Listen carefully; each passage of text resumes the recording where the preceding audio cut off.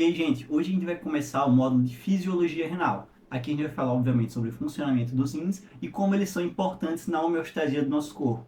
A gente sempre fala que os rins têm a função de filtração. Essa é uma das principais funções dele, mas a gente vai conhecer e entender que ele tem outras. A gente vai aprender um pouco disso nessa aula.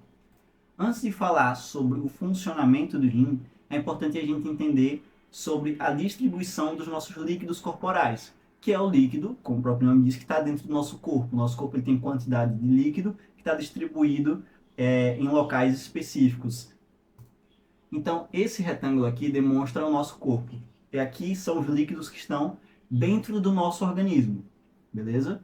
E aqui a gente vai ter líquido entrando através dos ganhos alimentares, através da ingesta hídrica, e o líquido que está saindo também, pelos rins, através da urina, pelos pulmões, através da perda insensível que a gente tem durante a respiração, através das fezes, do suor e também da perda através da pele. Então a gente tem líquido entrando, líquido saindo.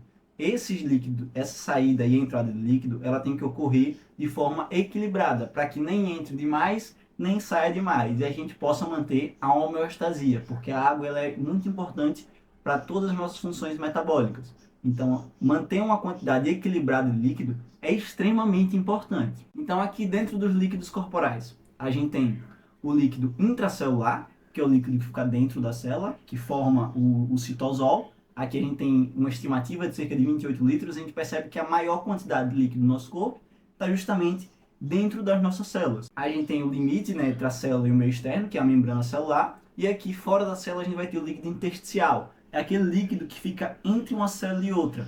Ele vai variar de tecido para tecido, tem alguns tecidos que a gente tem mais líquido, tem alguns tecidos que a gente tem menos líquido, mas uma média aqui de 11 litros é o total desse líquido que a gente tem. E o controle do trânsito de entrada e saída entre o líquido intracelular e o líquido intersticial é um controle também muito rigoroso. Ele depende da osmolaridade, então da quantidade de íons que a gente tem presente no líquido intracelular e no líquido intersticial, especialmente o sódio, que é o principal íon quando a gente está falando de osmolaridade, de equilíbrio hídrico.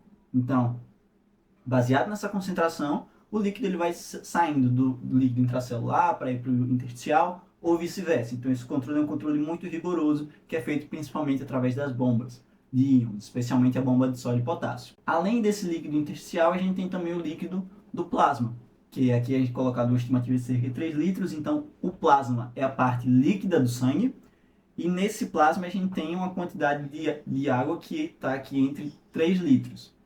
Esse plasma ele troca líquido com o líquido intersticial, então ele troca água com o líquido intersticial através da membrana dos capilares, que é parcialmente permeável à água, e a gente tem também uma drenagem linfática que vai pegar o excesso de líquido intersticial e jogar de volta ao plasma, jogar de volta ao sangue. Então aqui a gente tem a membrana dos capilares, onde a gente tem troca de líquido também, e os vasos linfáticos drenando esse excesso. Então notem que tudo aqui a gente tem um controle, e isso tem que estar bem equilibrado, porque se a gente perde muito líquido do plasma e esse líquido vai para o intestício, a gente tem o que a gente chama de edema. Isso você está aumentando muito o líquido entre as células. Isso gera o edema, isso pode gerar danos às células. Também o líquido intracelular não pode estar exagerado, senão essa célula vai começar a ficar túrgida, ela pode sofrer o processo de apoptose. Então tudo isso se trata de um equilíbrio fino, um equilíbrio que é feito continuamente de forma ativa. É importante lembrar que a gente fala de líquidos extracelular, muitas vezes quando a gente fala de líquido extracelular, a gente está se referindo ao líquido intersticial, né? Mas lembrar que o líquido extracelular é a soma do líquido intersticial mais o plasma. Dá para compreender quando a gente está falando, mas etimologicamente falando, o líquido extracelular é todo o líquido que está fora da célula, então o plasma também está incluso nessa definição. Por fim, vamos falar um pouco sobre as funções do rim. Então, a principal, que é o que a gente mais fala, é a excreção de substâncias e água. Então, o rim, como órgão filtrador, ele vai filtrar nosso sangue e poder excretar. Excretar significa jogar fora, então liberar, tirar do nosso corpo substâncias das mais diversas, principalmente os íons, e a água, que ele também vai eliminar. Além disso, a gente tem uma regulação do equilíbrio hídrico, eletrolítico e osmótico, ou seja, o rim, ele não simplesmente pega e joga fora. Ele vai ter um controle fino do que ele vai excretar e do que ele vai manter no corpo. Então, a gente fala que esse rim, ele faz essa regulação. Então, os rins, ele tem que ter um controle fino do que eu vou jogar fora e do que eu vou manter. Eu tenho que jogar fora o que eu tenho demais e o que eu não tenho muito, eu vou manter para também não ter prejuízo para o nosso corpo.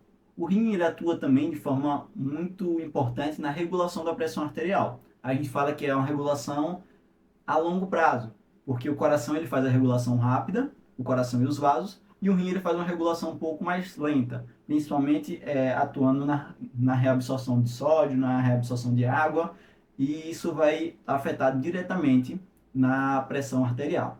Além disso, ele também atua na regulação do equilíbrio ácido-básico, porque ele vai secretar algumas substâncias, entre elas o bicarbonato, e isso